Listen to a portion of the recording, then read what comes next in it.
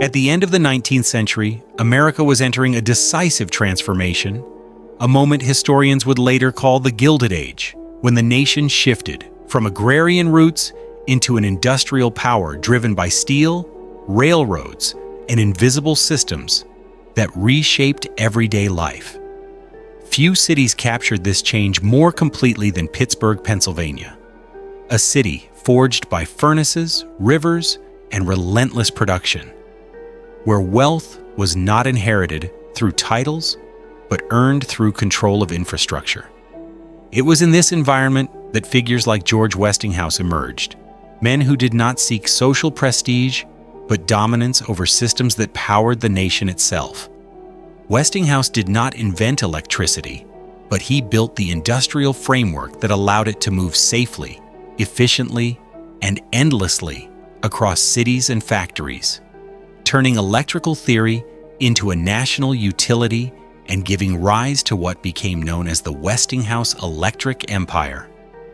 Unlike the railroad barons or oil dynasties that built palaces to announce their power, this was an empire defined by function rather than spectacle, by networks rather than ceremony. Yet even such an empire required a physical center, a place that reflected the mind behind the machines. At the height of his influence, as America's dependence on electrical power quietly became irreversible, Westinghouse withdrew from the noise of industry to an estate known as Solitude, a mansion whose name alone suggested distance, restraint, and introspection rather than dominance. Before scandal, before decline, and before the silence that would later surround both the estate and the name itself, this was a story born from a nation hungry for power, a city built to sustain it, a man who mastered systems instead of society, and a mansion that stood not as a throne, but as a retreat from an empire that never needed to be seen to be felt. Chapter 1. The man who built systems. George Westinghouse was not born into privilege, nor did he inherit a name that commanded respect in drawing rooms or political salons. He emerged from a generation of American inventors who were shaped less by social ambition than by mechanical necessity. Men who learned early that progress did not reward elegance, but reliability. From a young age, Westinghouse showed little interest in spectacle or theory for its own sake. Instead, he was consumed by a single question that would define his life's work: how to make complex systems function safely, repeatedly, and at scale. His earliest success, the air brake for railroads, revealed the core of his character long before electricity entered the story. Rail travel in the 19th century was fast, profitable, and deadly, governed by human reaction times that failed under pressure. Westinghouse did not merely improve a component, he reimagined the system itself, replacing individual judgment with automatic coordination, allowing entire trains to respond as a single organism. This mindset, that safety, efficiency, and control must be embedded into the structure rather than imposed afterward, became the foundation of everything he would later build. Unlike contemporaries who chased patents as trophies, Westinghouse treated invention as incomplete until it could survive real-world stress, economic volatility, and human error. When electricity began to move from laboratory curiosity toward industrial necessity, he recognized the same fatal weakness he had seen in early railroads: fragmentation. Power generation was inconsistent, transmission was dangerous, and competing standards threatened to turn a national opportunity into a technological dead end. Westinghouse did not approach electricity as a showman or prophet. He approached it as an engineer confronting chaos. By aligning himself with Nikola Tesla's alternating current principles, not as an act of blind faith, but as a calculated systems decision, he committed to a model that could be expanded, standardized, and controlled over distance, even as public fear and corporate resistance mounted against it. This choice placed him at the center of a conflict that history would later dramatize as the War of Currents. But at its core, the struggle was less about rivalry and more about philosophy, whether modern society would be powered by isolated solutions or by interconnected networks designed to endure. Westinghouse's strength lay not in personal dominance or theatrical leadership, but in his ability to assemble teams, absorb risk, and think beyond the immediate horizon, often at great personal cost. He reinvested relentlessly, favored long-term stability over short-term profit, and placed extraordinary trust in engineers rather than financiers, a decision that earned him loyalty, but left him vulnerable in markets that rewarded caution less than confidence. As his enterprises expanded, Westinghouse remained conspicuously absent from the rituals of elite society that defined other industrial titans of his era. He did not cultivate a public persona as a patriarch or dynasty builder, nor did he attempt to convert technological dominance into social supremacy. Instead, he occupied a quieter position, operating behind the machinery of progress, content to let systems speak where individuals could fail. This restraint, often mistaken for weakness, was in fact a reflection of his deepest conviction that true power was invisible when it worked correctly, embedded so deeply into daily life that it no longer needed explanation.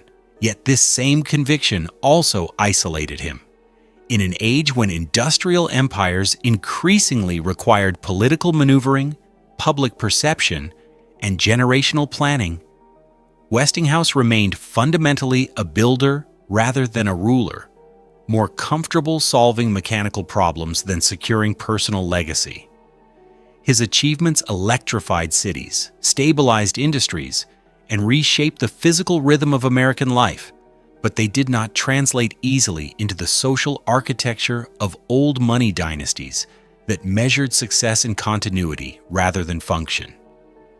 By the time his systems became indispensable, the conditions that allowed such a singular figure to dominate them had already begun to disappear, replaced by corporate governance, financial consolidation, and impersonal control structures that cared little for individual vision.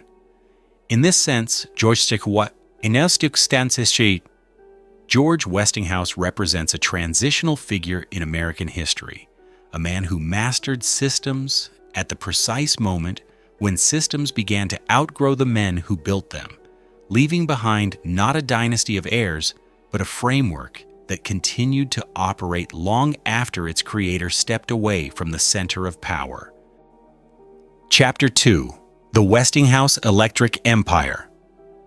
The Westinghouse Electric Empire did not announce itself with monuments or public rituals of wealth. It spread instead through cables, turbines, substations, and contracts, advancing across the American landscape with a quiet inevitability that mirrored the nature of electricity itself. In the late 19th century, as cities struggled to manage growth fueled by factories and railroads, electricity promised transformation, but delivered uncertainty, fragmented by incompatible systems, regional standards, and widespread fear of its dangers. Westinghouse Electric emerged not by calming those fears with rhetoric, but by overwhelming them with structure, offering municipalities and industries something far more persuasive than vision: reliability. The company did not sell electricity as a marvel. It sold it as a necessity, engineered to operate continuously, predictably, and safely under conditions that left little margin for failure. Alternating current became the backbone of this strategy, allowing power to move efficiently over long distances and freeing cities from the geographic limits that had once confined energy generation to local demand. As power stations multiplied and transmission lines stretched outward, Westinghouse Electric positioned itself at the center of an expanding web of dependency, embedding its technology into factories, transit systems, and municipal grids that could no longer function without it. This was not dominance enforced through monopoly, but through integration. Competitors could exist, but they were compelled to adapt to standards Westinghouse engineers helped define. The empire grew horizontally, spreading across regions and industries, binding itself to steel production, manufacturing, transportation, and urban planning, until electricity ceased to be a discrete service and became an assumption of modern life. Unlike consumer empires that relied on constant visibility and persuasion, Westinghouse Electric thrived on invisibility, its success measured by the absence of interruption rather than the presence of spectacle. Yet this depth of integration demanded extraordinary capital, and the company's expansion was financed not through restraint, but through continuous reinvestment that left little room for error. Westinghouse believed that infrastructure, once established, would justify its cost over time. But financial markets proved less patient, valuing immediate returns over long-term stability. As the empire expanded, it attracted not only engineers and municipal partners, but bankers, investors, and corporate overseers whose priorities increasingly diverged from those of its founder. Decision-making shifted gradually from workshops to boardrooms, and the logic of systems began to collide with the logic of finance. The very qualities that had allowed Westinghouse Electric to dominate, complexity, scale, interdependence, also rendered it difficult to control, as no single individual could fully command an organization that had become essential to the nation's industrial rhythm. By the turn of the 20th century, the company stood as one of America's most influential industrial forces, shaping how cities expanded, how factories scheduled labor, and how night itself was conquered by artificial light. Yet its power was abstract, dispersed across contracts and infrastructure rather than concentrated in visible authority. Unlike the oil and steel dynasties that converted industrial dominance into social permanence, Westinghouse Electric remained curiously detached from aristocratic ambition, its influence flowing through systems rather than families, through standards rather than lineage. As economic cycles tightened and financial scrutiny intensified, the empire's dependence on continual expansion exposed its vulnerabilities, revealing a fundamental tension between technological necessity and personal control. What Westinghouse had built was not merely a company, but a framework upon which modern America increasingly relied. And in doing so, he had created an empire that could not easily be inherited, ruled, or even displayed. It was an empire of function rather than form, of continuity rather than ceremony, and it marked a decisive shift in American power, away from visible dynasties and towards systems so deeply embedded in daily life that their presence was felt only when they failed. Chapter 3: Solitude. The Mansion at the Peak.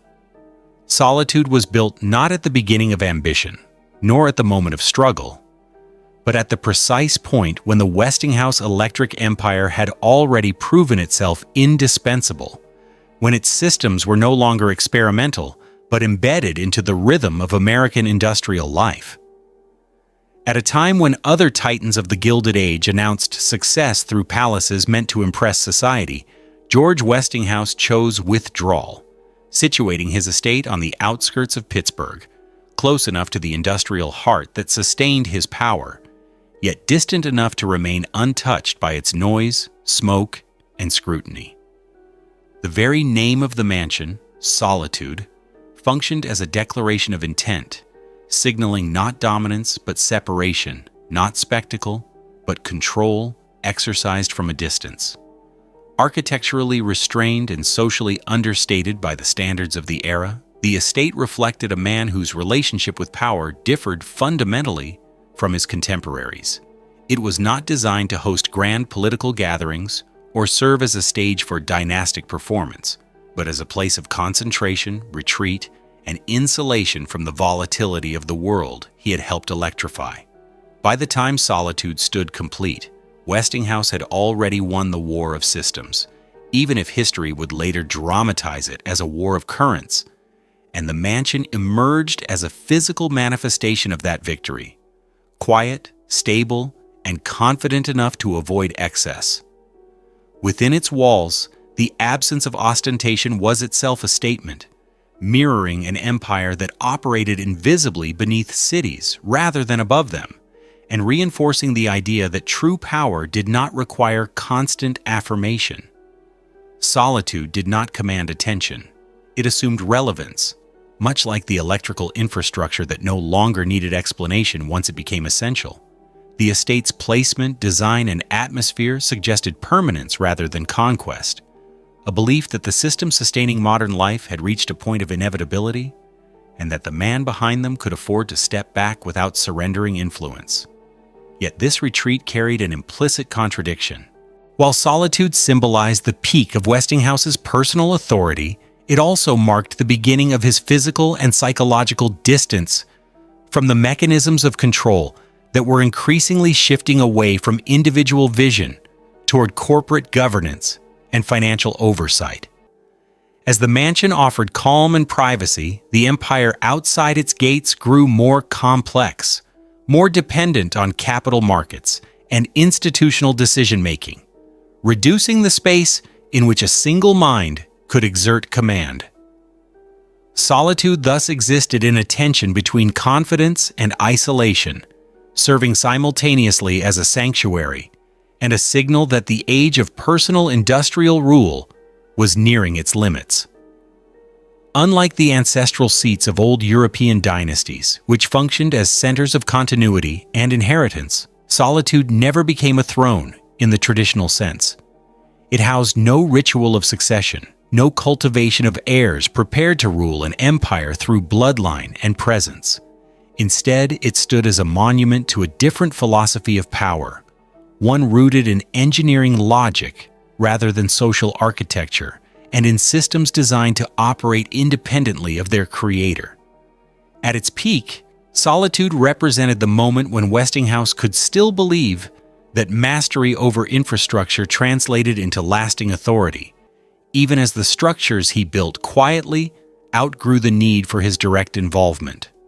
The mansion did not anticipate decline, scandal, or erasure, but it embodied a pause, a moment of stillness at the height of industrial influence, before financial forces, corporate consolidation, and institutional control would render such personal retreats symbols of a fading model of power.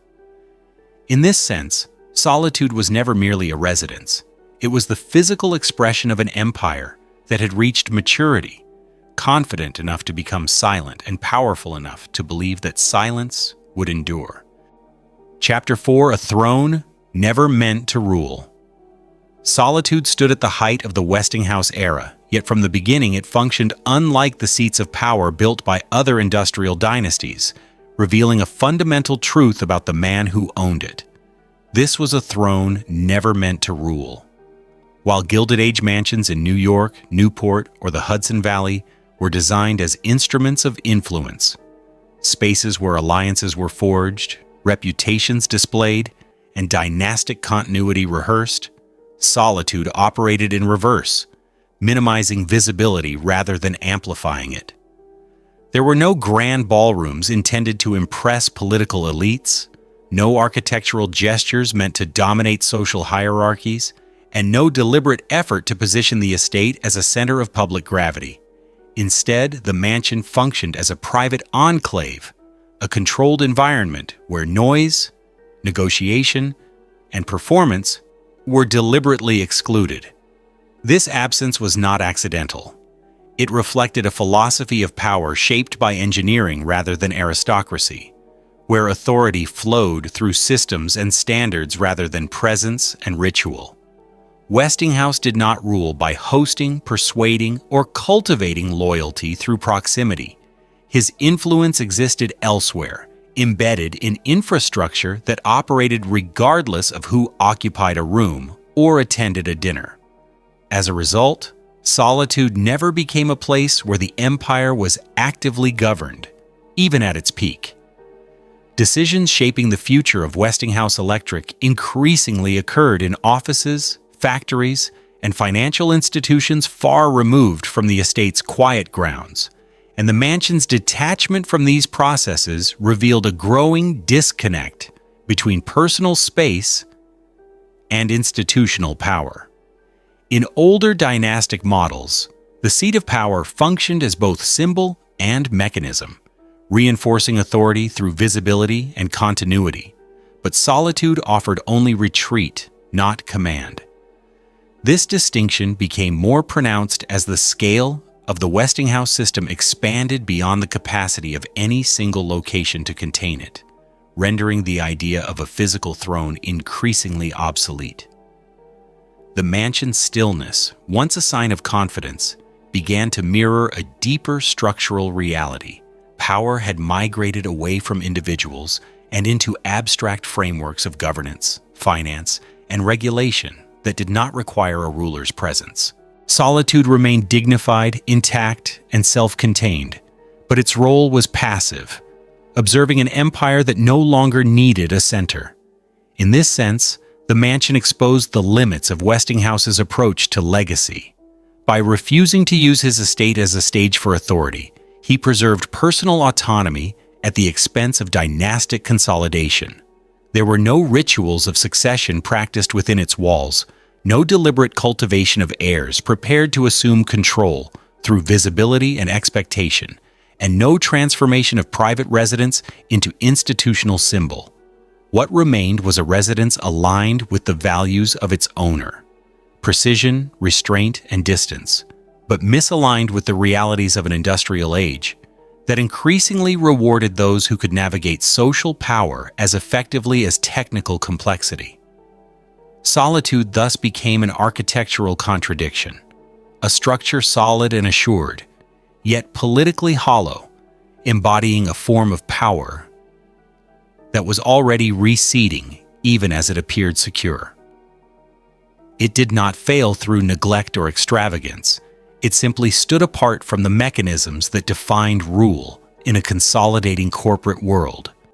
As the Westinghouse empire matured and its operations grew ever more entangled with forces beyond individual control, the mansion's silence ceased to signify mastery and instead underscored absence. Solitude was never stormed, contested, or overthrown. It was quietly bypassed, left intact while authority flowed elsewhere. In the end, its greatest significance lay not in what happened within its walls, but in what never did. The exercise of rule, the performance of dynasty, the transformation of residence into throne, confirming that this mansion, like the man who built it, was designed to support systems rather than to command them. Chapter 5. Cracks beneath the walls. For years, Solitude appeared unchanged, its stone facade unmoved by the turbulence reshaping the industrial world beyond its gates. Yet beneath that stillness, cracks were already forming. Structural not in masonry, but in meaning, relevance, and control. As the 20th century advanced, the systems that had once made Westinghouse indispensable began to evolve in ways that no single innovator could fully command. And the very logic that had elevated him now worked against the concentration of authority he once embodied. The electrical industry was no longer a frontier driven by invention alone. It had become a battlefield of scale, capital, regulation, and consolidation, where technological brilliance was increasingly secondary to financial leverage and political alignment. Westinghouse Electric, once synonymous with daring engineering and systemic thinking, found itself under relentless pressure. From rivals who understood that dominance in the new era required not just superior systems, but superior control over markets and money. As competition intensified, especially against corporate giants willing to sacrifice innovation for monopoly, the empire's foundations began to strain, and these pressures reverberated quietly back to Solitude. The mansion did not decay, nor did it fall into disrepair, but its role as a personal refuge grew heavier, as if absorbing the weight of an empire struggling to adapt. Inside, the silence deepened, reflecting a widening gap between the controlled order Westinghouse valued and the chaotic realities of corporate warfare unfolding beyond his reach. Financial overextension, aggressive expansion, and shifting economic conditions exposed vulnerabilities that engineering alone could not resolve. and the empire increasingly relied on negotiations with financiers whose priorities diverged sharply from Westinghouse's original vision. Decision-making power gradually migrated away from inventors and toward bankers and boards, transforming the company into an entity governed less by systems of design than by systems of debt. Solitude, once a symbol of mastery over complexity, now stood as an island of certainty in a landscape defined by uncertainty. Its permanence, contrasting sharply with the fragility of the structures sustaining the empire. The cracks beneath its walls were invisible to casual observers, yet they manifested in subtle ways. Fewer gatherings, diminished influence, and an unspoken recognition that control was slipping into impersonal hands.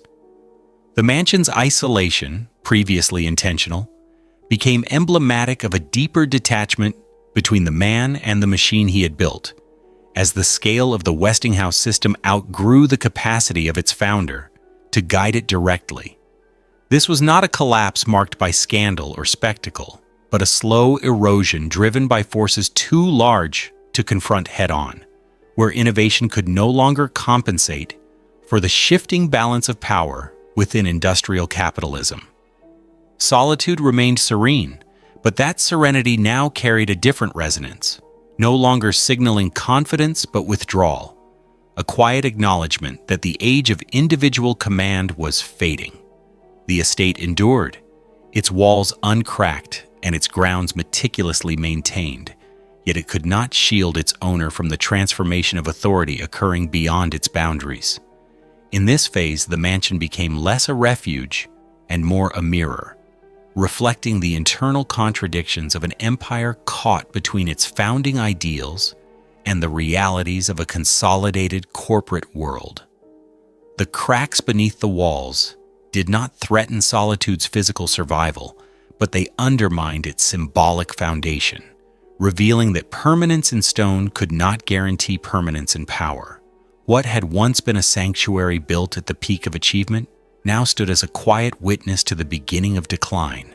Not sudden, not catastrophic, but inexorable, signaling that the forces shaping the future of industry were no longer aligned with the principles upon which the Westinghouse Empire and the mansion that symbolized it had been built.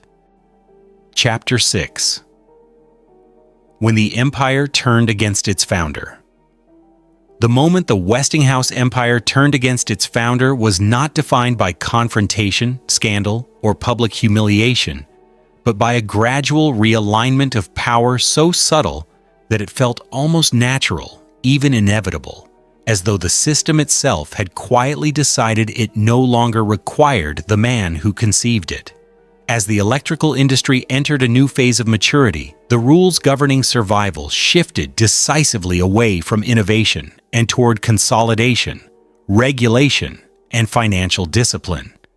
And within this transformed landscape, George Westinghouse's defining qualities became increasingly incompatible with the empire bearing his name. The same insistence on engineering integrity, long-term infrastructure, and systemic coherence that once made him indispensable now appeared inflexible to bankers and board members tasked with stabilizing a corporation exposed to volatile markets and mounting debt. Authority within Westinghouse Electric began to diffuse into committees, contracts, and financial instruments that functioned independently of personal conviction, replacing the founder's direct influence with layers of oversight designed to neutralize risk rather than pursue vision. This transition did not occur through hostility or rebellion. It unfolded through procedures, negotiations, and financial restructurings that redefined leadership without openly challenging it, leaving Westinghouse formally respected yet practically sidelined. The empire's survival increasingly depended on appeasing creditors and regulators whose priorities diverged sharply from the founder's original philosophy. And in this environment, Westinghouse himself was reframed as a variable to be managed rather than a force to be followed.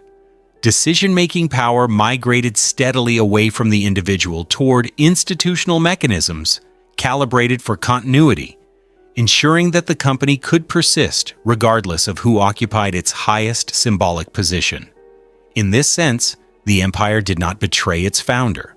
It fulfilled its ultimate function by eliminating dependence on him, proving that the systems he designed were robust enough to endure his absence. Solitude, the mansion built as a private refuge at the height of his influence, became an architectural echo of this transformation, standing unchanged while its owner's relevance diminished beyond its walls. Isolated by intention, it now mirrored Westinghouse's exclusion from the operational core of his own creation, its silence reflecting the growing distance between personal authority and corporate reality. There were no dramatic departures, no public declarations of loss, only a quiet erosion of control as the founder watched an empire he could no longer steer move forward without him. The irony was profound. Westinghouse's greatest success lay in constructing systems capable of functioning autonomously, yet that same autonomy rendered him obsolete once the empire's priorities shifted from creation to preservation. Unlike dynastic fortunes sustained through lineage and ceremony, this industrial power structure required no heir and recognized no throne, operating instead through impersonal logic that valued predictability over brilliance. As Westinghouse receded into the background, his name remained etched into infrastructure, patents, and history, even as his voice faded from the rooms where the future was decided. Solitude absorbed this reversal in silence, becoming less a sanctuary of mastery and more a testament to displacement, a place where permanence in stone contrasted sharply with impermanence in influence. This chapter marks the irreversible point at which creation and control fully separated, revealing a defining truth of the modern industrial age. Empires built on systems do not collapse upon their founders, nor do they overthrow them. They simply continue, reorganized and indifferent, leaving the architect behind as a witness to a future shaped by forces he himself set in motion, but could no longer command. Chapter 7. An Estate Without Heirs. As the Westinghouse Empire moved forward without its founder, Solitude entered a new and quieter phase of existence, revealing itself not as a seat of continuity, but as an estate without heirs, a structure built at the height of power, yet never prepared to transmit it. Unlike the great dynastic mansions of America's industrial aristocracy, Solitude was never designed to train successors, host heirs in waiting, or stage the rituals through which legacy is rehearsed and reinforced. There were no carefully cultivated lines of inheritance embedded in its daily life, no generational expectations encoded into its rooms, and no deliberate effort to transform the private residence into a symbolic center of family authority. This absence reflected a deeper reality. George Westinghouse had built systems, not a dynasty, and in doing so, he left behind an estate fundamentally disconnected from the logic of succession. As his influence waned and institutional control supplanted personal command, Solitude remained intact, yet increasingly detached from any forward-looking purpose, its grandeur preserved without direction. In other old money families, mansions evolved into vessels of continuity, adapting to new generations while retaining their role as anchors of identity. But Solitude resisted such transformation, frozen in the mindset of its original owner. Without a clear heir prepared to inhabit its meaning, the mansion became static, its rooms holding memory rather than momentum. This stagnation was not the result of neglect or decline, but of intentional design, as Westinghouse had never viewed his estate as a mechanism for perpetuating personal authority beyond his lifetime. His vision of legacy lay in infrastructure and innovation, not lineage, and as a result, Solitude lacked the narrative framework required to survive as a dynastic symbol.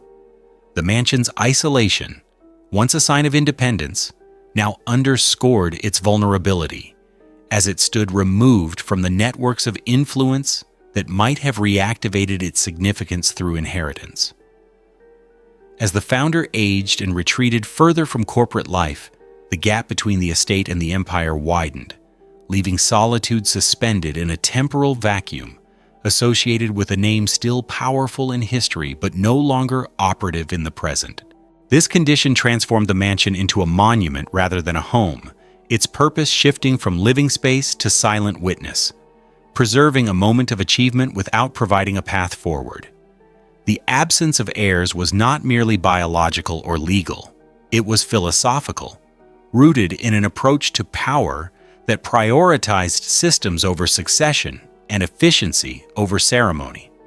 In this context, Solitude became emblematic of a broader transition in American capitalism, where personal empires gave way to institutional permanence, and where estates built by founders often outlived the relevance of the individuals who once defined them. The mansion did not fall into disuse immediately, nor did it suffer visible decline, but its role narrowed, its future increasingly uncertain as it remained unclaimed by a new generation capable of redefining it. Without heirs to reinterpret its meaning, Solitude could not evolve, and without evolution, it could not sustain authority. Its walls held history, but they did not project destiny, leaving the estate suspended between reverence and redundancy. In this chapter, the story reaches a poignant stillness, where absence becomes the dominant force, and the mansion's enduring presence only amplifies the silence left by the lack of succession. Solitude stood complete yet incomplete, preserved yet purposeless, embodying the paradox of an estate built by a man who mastered continuity in machines, but never intended to extend it through bloodlines or ritual. As the Westinghouse name continued to resonate across industries and infrastructure, the mansion bearing his personal imprint drifted toward irrelevance, its future no longer secured by inheritance, but exposed to the indifferent passage of time. This was the quiet consequence of an empire that outgrew its founder without replacing him, leaving behind an estate that could not carry forward what had never been designed to be passed down. Chapter 8: The Quiet Years of Solitude.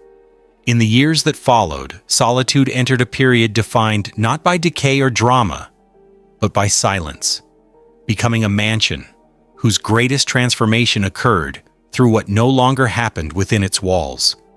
With the founder's authority gone, and no heirs prepared to inherit either its meaning or its purpose, the estate settled into a state of quiet persistence, existing outside the currents that once gave it relevance.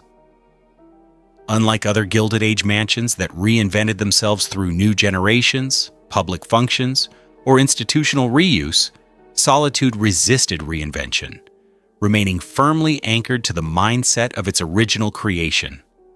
Its rooms no longer hosted decision-shaping industries, nor did they echo with conversations about the future.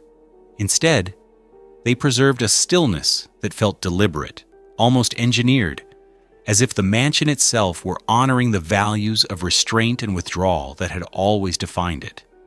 This silence was not abandonment, but suspension, a prolonged pause in which time seemed to move around the estate, rather than through it. The industrial world continued to accelerate. Corporations expanded and merged, technologies evolved beyond the imagination of their pioneers, yet Solitude remained unchanged. Its architecture and atmosphere increasingly disconnected from the era unfolding beyond its grounds. The mansion's isolation, once a strategic choice, now became its defining condition, shielding it from modernization, while simultaneously severing it from relevance. In these quiet years, Solitude ceased to function as a home, in the traditional sense, and became instead a repository of memory, holding traces of ambition without generating new purpose. The absence of daily life gradually transformed its grandeur into something more austere, as if the mansion were conserving energy rather than expressing it. This transformation mirrored a broader shift in American industrial culture, where personal empires faded into corporate anonymity and the physical symbols of individual dominance lost their authority. Solitude stood as a relic of an earlier philosophy, one that believed control could be exercised through systems without spectacle. And when those systems moved on, the symbols attached to them were left behind. Maintenance preserved the estate's appearance, but preservation alone could not restore its role, and over time, the mansion's perfection began to feel uncanny, untouched, yet untethered. The quiet years stripped Solitude of any illusion of power, revealing it as a space defined by absence rather than influence, its value now rooted in historical resonance instead of functional authority. Visitors, caretakers, and later observers would sense this stillness, interpreting it not as neglect, but as withdrawal, a deliberate retreat from the noise of progress. The mansion did not compete with the future. It refused to engage with it. In doing so, Solitude became increasingly symbolic, representing the endpoint of a particular strain of old money thinking, where mastery over systems did not translate into dynastic endurance. Its silence spoke to the limits of a legacy built without succession, demonstrating that even the most carefully engineered achievements require continuity to remain alive. As years passed with little change, the estate's identity shifted from private refuge to historical artifact, its quietness acquiring weight and meaning precisely because nothing disturbed it. Solitude endured, not because it adapted, but because it remained untouched, a static presence in a world defined by motion. These quiet years did not mark the end of the mansion's story, but they transformed its nature irrevocably, preparing it for reinterpretation by those who would later encounter it without memory of the power it once symbolized. In silence, Solitude waited, its walls holding a past that no longer asserted itself, standing as a monument to an empire whose influence persisted everywhere, except where it had once withdrawn to rest. Chapter 9. A Name Without a Dynasty. As time continued to move forward, the name Westinghouse remained deeply embedded in the fabric of modern America, yet increasingly detached from any living dynasty that could claim it as an instrument of power, transforming what was once a personal legacy into an abstract presence without lineage. Unlike the surnames of other industrial families that persisted through visible heirs, inherited boards, and carefully managed social continuity, Westinghouse evolved into a name that survived independently of bloodlines, authority, or residence. It endured on machinery, infrastructure, corporate histories, and institutional memory, but it no longer pointed back to a household, a family center, or a living source of command. This separation marked a decisive shift in the meaning of legacy itself, as the Westinghouse name transitioned from ownership to attribution, from control to commemoration. Solitude, once the physical anchor of that name, now stood removed from its ongoing influence, its silence reflecting the absence of a dynasty capable of reactivating its significance. The mansion did not fail, nor was it stripped of dignity. Instead, it became increasingly irrelevant to the future of the name it once embodied. In other old money narratives, estates serve as conduits through which surnames retain authority across generations.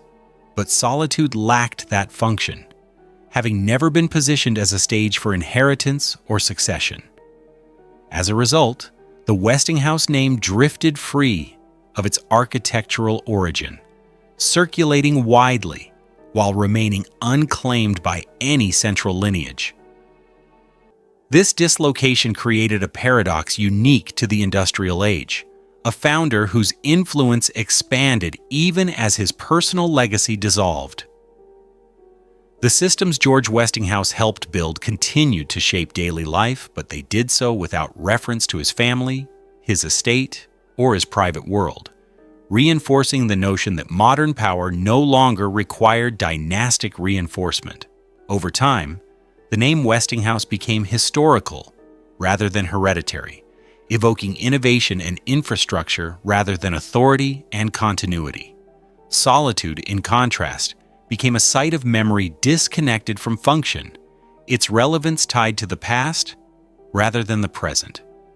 The mansion's isolation amplified this disconnect, as it remained physically intact, yet symbolically orphaned, no longer sustained by the living narrative of a ruling family. This absence reshaped how the estate was perceived, transforming it from a potential seat of legacy into a quiet reminder of what was never intended to last. The Westinghouse story thus diverged sharply from the classic American old money trajectory, where wealth, property, and influence are deliberately interwoven to survive beyond the founder's lifetime. Here, the name endured without the structure of dynasty, and the estate endured without the authority of inheritance, each separated from the other by design rather than accident. As decades passed, this separation hardened into identity, leaving Westinghouse as a symbol of systemic achievement rather than familial power. The mansion, once aligned with that name, now existed in parallel, its significance derived from historical association rather than active command. This transformation revealed a deeper truth about the limits of individual legacy in an era defined by institutions. When power is embedded in systems, it can persist without heirs. But when estates are detached from succession, they lose their capacity to project authority. Solitude remained dignified, preserved by circumstance and care. Yet it no longer shaped outcomes or expectations, standing instead as a silent counterpoint to a name that continued to resonate elsewhere. In this chapter, the narrative reaches a moment of conceptual clarity, where the Westinghouse name is fully untethered from dynasty, and the mansion is fully untethered from power. What remains is a legacy divided against itself, enduring yet incomplete, influential yet unclaimed, illustrating how the modern industrial world redefined success while quietly dissolving the structures that once sustained old money permanence. Chapter 10. Power that never became a throne. In the final accounting, the story of Solitude and the Westinghouse legacy resolves not into collapse or disappearance, but into a quieter and more unsettling conclusion. A form of power so complete that it never needed to become a throne. George Westinghouse altered the structure of modern civilization through systems that reshaped industry, infrastructure, and daily life, embedding his influence into the invisible mechanics of the world, rather than concentrating it within a lineage or a seat of authority. Electricity did not require ceremony, and networks did not obey inheritance. Once established, they functioned according to logic rather than loyalty. This distinction defined the fate of Solitude from the moment it was conceived. The mansion was never designed to command allegiance, to host succession, or to perform dominance. It existed instead as a personal perimeter, a controlled environment detached from the spectacle of power. As the Westinghouse empire matured and detached itself from its founder, the mansion remained fixed in time, its meaning complete yet terminal, unable to evolve into a throne, because the kind of power Westinghouse exercised had already moved beyond the need for physical centers. Unlike dynastic estates that converted wealth into authority by anchoring it to bloodlines, ritual, and visibility, Solitude reflected a philosophy that rejected such transformation, privileging systems over symbols and endurance over display. The empire did not fall away from the mansion. It simply ceased to require it, dispersing into institutions, regulations, and infrastructures that operated without reference to place or person. In this dispersion, power became abstract, procedural, and self-sustaining, leaving behind architectural forms that could no longer claim relevance within its operation. Solitude thus survived not as a failed throne, but as evidence of an ambition that never sought to rule through lineage or ceremony. Its quiet persistence, exposes a fundamental shift in the nature of authority. During the Industrial Age, where control increasingly resided in design rather than dominance, and where influence was measured not by who occupied a seat, but by what systems endured, the mansion's silence, far from signaling defeat, confirms completion. It marks the point at which personal ambition gave way entirely to systemic permanence. Without heirs to inherit it, and without functions to perform, solitude became philosophical rather than political, a structure that invites reflection instead of obedience. Its endurance stands in contrast to the restless expansion of the modern world, reminding observers that not all power aspires to visibility or continuity through blood.